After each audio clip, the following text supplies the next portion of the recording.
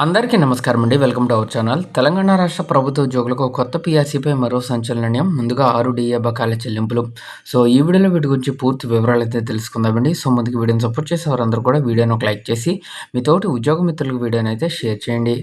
ఛానల్ని first time కనుక visit చేసినట్లయితే తప్పనిసరిగా సబ్స్క్రైబ్ అయితే చేసుకుని పక్కన ఉండే బెల్ సింబల్ని యాక్టివేట్ చేసుకోండి.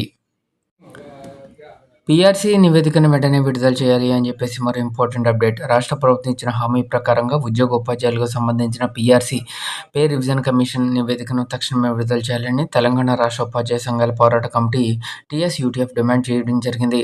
టీఎస్యూటీఎఫ్ సంగారెడ్డి జిల్లా పొల్కల్ మండల కమిటీ ఆధ్వర్యంలో మంగళవారం నాడు మండల పరిధిలోని పలు ప్రభుత్వ పాఠశాలను సంఘం నాయకులు క్షేత్రస్థాయిలో సందర్శించడం జరిగింది.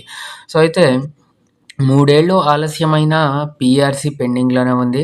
6 డిఏ బకాయిలైతే తక్షణమే ఇవ్వాలి అని చెప్పేసి పాఠశాల సందర్శనానంతరం టీఎస్యూటీఎఫ్ జిల్లా ప్రధాన కార్యదర్శి సాయిలు మాట్లాడుతూ, రాష్ట్ర ప్రభుత్వం ఉపాధ్యాయులకు ఇచ్చిన అధికారిక హామీ మేరకు జూన్ నెలాఖరులోగా పీఆర్సీ కమిటీ నివేదికను బహిర్గతం చేయాల్సిందన్నారు.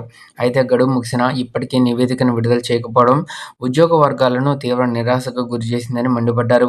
ఇప్పటికే పీఆర్సీ అమలు ప్రక్రియ 3 సంవత్సరాలు ఆలస్యమైందని, ఇకనైనా కాలయాపన చేయకుండా వెంటనే విడుదల చేయాలని ఉద్యోగ సంఘాలతో చర్చలు జరపాలని డిమాండ్ చేశారు. అందరికీ ఆమోదయోగ్యమైన ఉత్తమ ఫిట్మెంట్‌తో నూతన పీఆర్సీ పే స్కేల్స్‌ని అమలు చేయాలని డిమాండ్ చేయడం జరిగింది.